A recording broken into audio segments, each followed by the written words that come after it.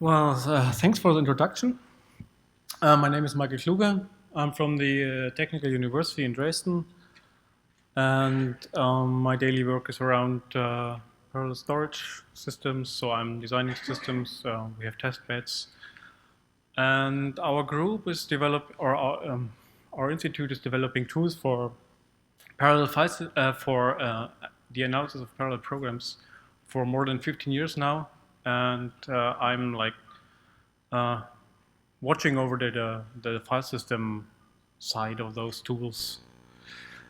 So in this talk, I'd like to wrap up and kind of summarize about all the different Lustre tools that have been developed in the last more than 10 years, that we see presentations at Lustre user groups and have seen papers on the analysis of parallel file systems, workloads, and different presentations on user groups, Cray user group, for example.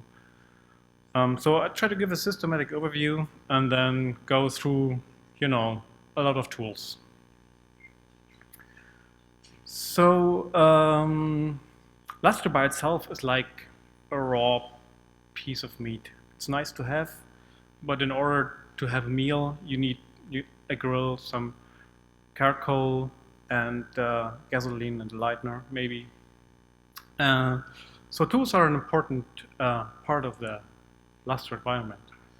And within this talk, I'd like to focus on those tools that are not part of the core Lustre distribution. So I'd like to cover everything that's developed by big labs most times. So Oak Ridge does some tools, CA does tools. Seen presentation today, which will probably save us some time because I don't have to talk about Robinhood today.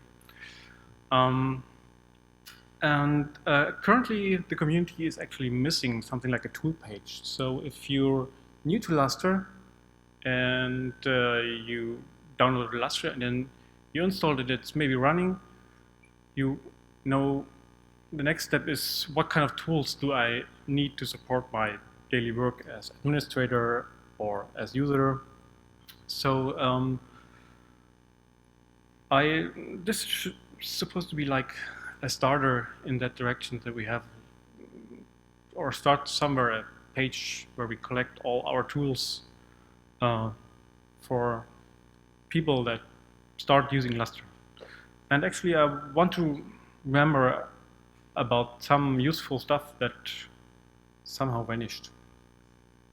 So there are different options to categorize tools. So the easiest things are who's developing the tool, what's the license, does it have any cost associated with it.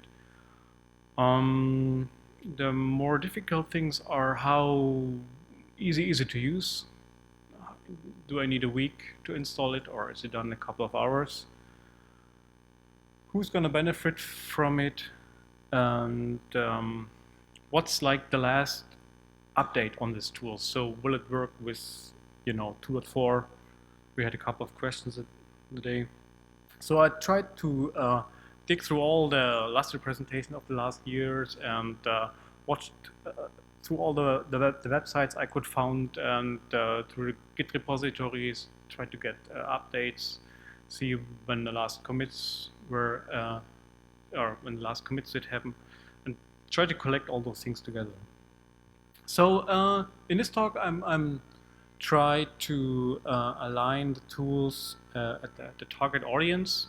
So first, we'll see a couple of tools for administrators.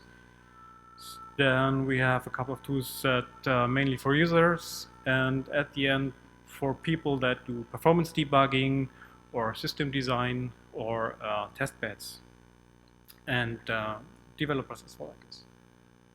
So now we come to the fun part, lots of tools. So administrators, for administrators there's always a, let's say, solution that could save you quite some time, which requires some money. I think in I don't know what time, 5 years ago, maybe WebCloud started to talk about Chroma at the Lustre user group. So this tool has evolved a little bit. Now you can pay Intel to get a complete management stack for Lustre. So if you're an administrator and you want to have some money, or you purchase a new system, you can actually get tools from some vendors that help you dealing with all those, let's say, daily work. Intel is one. I think we're gonna have a talk tomorrow about how to maintain performance on the file system with the Intel Manager for Lustre. So the Lustre file system is still free, but everything above will cost you some money. But at the end, it gives you something like a graph and dashboard. Yeah, it's like a GUI for installing and you know, a quick way to run a Lustre file system in production and probably be happy with it. So the next vendor I found is TerraScaler. TerraScaler is developing a thing called TerraOS that runs on top of OEM storage and also gives you graphs, and you can install file systems. And the third vendor I would like to mention is SAR Tech. There are actually many people from SAR Tech in the room, as well as from Intel. I'm not sure if any TerraScaler people are here. So I don't want to compare all the different vendor tools. This is not the part of my talk. But it's the cluster store manager that comes bundled with SAR Tech's storage hardware also gives you an overview and has the hardware management built in. Now I switch from those tools that cost you money to open source tools. We had a presentation about Shine today. We bought a Lustre cluster this year, a build cluster this year, and I had to learn that they use Shine for Lustre management, even for high availability for the setup. There was a presentation last year on Shine. Shine is pretty easy to use. You describe your file system in a config file, and if you do it right and you can SSH in all two nodes from your admin node, then it's pretty easy to install and mount file system and to monitor it and to get a status about which OSTs are online, things like that. For most administrators, monitoring is a big deal. So there are a couple of reasons for this. First, you want to know what your users are doing. You want to know this in like with a zero delay. You want to know if someone is hammering on the file system, who is it, and what is he doing. You want to scan your log files to see if there is any trouble, and sometimes you want to look at performance data. We've just seen in a talk that Bill has some tools for this, and there are other tools that help you there. So in the early days of Lustre, there used to be a tool which was derived from a tool that scans the X2 file system metadata. I think it was called NE2 scan, and it ran on the, you could run it on the NVT, and it would give you like an inventory of all your files, and you could use it to figure out which files were changed, and so you don't have to do like a find over the file system. With changelogs, this tool kind of vanished, so it never got released from any of the labs that used it. Today, we had a presentation. Most people would use Robinhood for things like that. So you install it and then have an immediate overview what users are doing. For pure health monitoring, there are Nagios plugins that can be downloaded from, I think some are available on the Nagios site as well. Most of them just do a cat on proc file system and see if health says yes, I'm healthy or not. And for all the other stuff, there are, I think, plugins as well, so you can check the multipath things for your servers and see if your controllers are doing well. Yeah. So don't have to talk about Robinhood. What Robinhood is telling you, what wasn't mentioned today, is it answers some more questions, or questions that the user would ask. If you go to a user and tell him, you have this large directory with 10,000 or whatever 4K files in it, he will probably say, oh, really, do I? Please give me a pointer to that directory. And that's something that Robinhood can do. But actually it would be pretty difficult to do this with some normal tools like find and then, trying to figure it somehow out. For Lustre logs, I just learned that Bill is also using the simple event correlation software to match events that come out of the log. Scanning those logs is and not just reading them, but trying to make some sense out of the million lines that jump out there. It's interesting because it allows you to distinguish between different types of errors. I mean, Lustre will spill out lots of lines in the log, or will spill lots of lines in the log if you have network error. But from the pattern how those lines appear in the log, you can guess that you have an InfiniBand problem and not a Lustre problem. So those event correlation tools are pretty useful. I think Kluge has some knowledge on this. They gave a presentation, I think this year or last year, on last user group. And now I see that Bill's working with them as well. And yeah, we've seen the presentation ago. Syslog is an interesting thing. So for standard performance monitoring, so how much bandwidth do the users using, how filled are the OSTs? Most people have a choice between ExitTop and LMT. I've never used TechStat. It's a tool developed by, as ExitTop is or was, I'm not sure, by Texas Advanced Computing Center. TechStat gives you also InfiniBand throughput on the nodes and some other interesting information. And if you look through Kluge's presentation, they have a tool called DDN tool that can give you bandwidth statistics and request sizes and stuff like that. Not every tool is publicly available, but if you read through the presentation and you have a certain demand for something, you can figure out whom to talk to for what kind of knowledge. So ExitTop versus LMT. That's actually a question, for me it's a question, do you need a database for your performance data, or do you just at any point in time want to know what is the file system doing right now?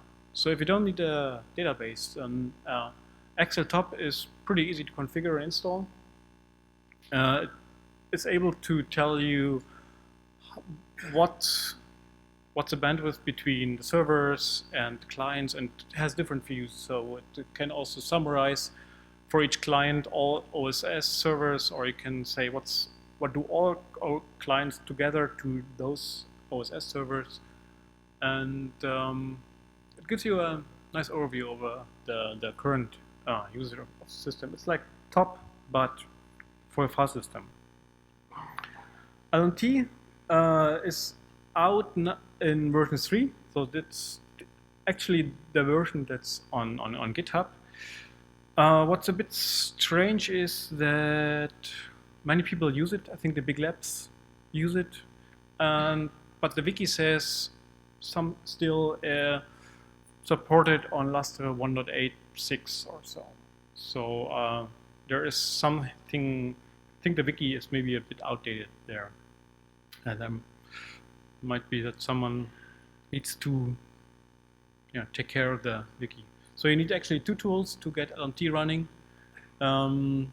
Cerebro and then LMT itself. Cerebro is like a ganglia replacement that's used by LMT. So the nice thing about LMT is that it has a database backend. So if your management ever asks you, okay, you got this share of 20% of our last HPC procurement, and we bought you a terabyte per second of bandwidth. How often did you use it bandwidth? What % of time do you need it? So and so many IOPS. So this is where you want to have a database.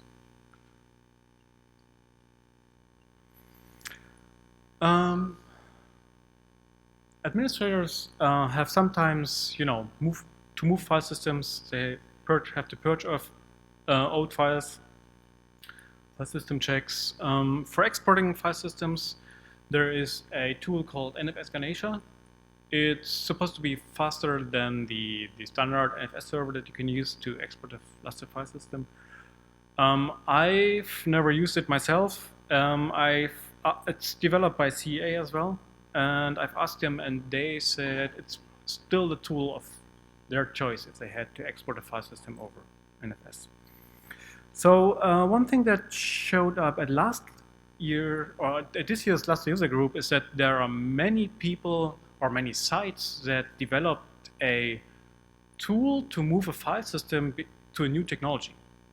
So if you have a couple of petabytes to move to new technology, you want to do this in parallel, multiple hosts, multiple threads. You want to do this like once and collect, after that point in time, only collect the change log and synchronize differences. So there's quite some intelligence in these kind of tools. And it looks like that the community is doing that work multiple times. So I think there would be an option to kind of bring all those things together. So users don't actually want to know anything about file systems. They want to open a file, write it, and then at some point read it again. Sometimes they want to know what their code is doing. So you get questions like, will the Lustre file system be a bottleneck for my application, or what's the fastest way to get my stuff done? And maybe a few users will ask about, how do I do programming for this file system? So I don't think there's a tool that creates like an appendix for a job report that says you spent so much time in I/O, this is your average request size, you had so many requests of this size. I found, I think it was more like an announcement at the Oak Ridge site about a tool called IOTA that looked a bit into that it's going to do the work in that direction. For common tasks that users do, there are a couple of parallel tools that spawn threads and try to copy files in parallel. You have to look that you first do this in parallel, that you maintain striping information, and that you move all the extended attributes that are part of the Lustre infrastructure with it. For system architects, for people or developers, or for system designers, they're most interested in benchmarking systems and then do some performance analysis and performance debugging. So there's a benchmarking working group led by SAR Oral at Oak Ridge National Lab. They collect everything that's considered a benchmark, starting by raw block I/O metrics up to metadata metrics and our application kernels. Here's a wiki. If you're interested in that, you can look there. And some tools are also shipped with a Lustre I/O kit. So for performance debugging, there are a few tools out there. So if you want to really figure out why is that node, well, what's the bottleneck on that server? I think I've put 5 InfiniBand cards in the server and 8 SAS cards, and it's not giving me what I want. So you know, you want to do something like kernel profiling. The last point, Jason Reply from NASA developed a system tab script that he presented, I think, last year at Lustre User Group, and he now works for Facebook. And yeah, this is actually one of the tools that somehow vanished. He never made it through NASA's software release process, and those scripts are not available for, you know, everyone. Intel has some Wireshark patches developed that allows you to do TCP dump or an IB dump, and then see how your RPCs are floating around between different servers. We did some at ZIH. We did some work on RPC visualization. So you get a display on how long is the average RPC time over, how does it different times develop to process an RPC on a client, how long is it queued on a server, things like that. And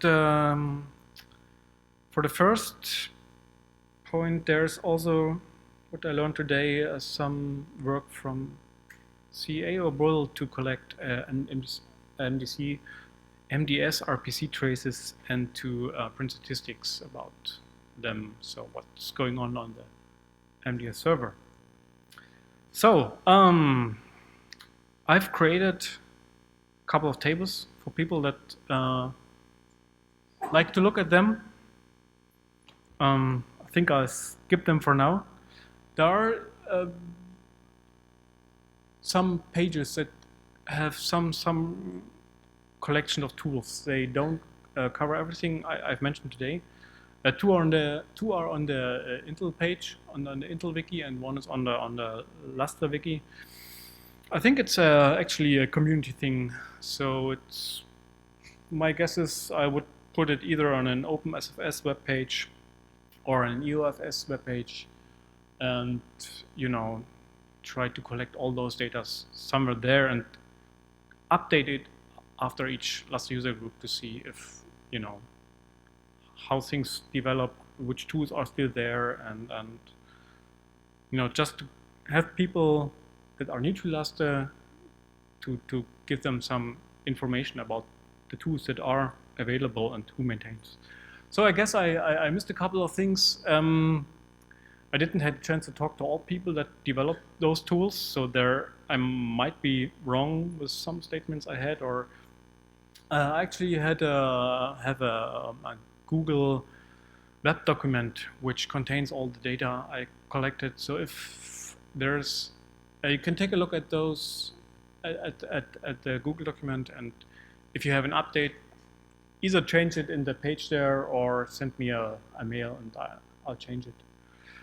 Yeah, and I guess it would be useful to put this information somewhere on the web page. Thanks.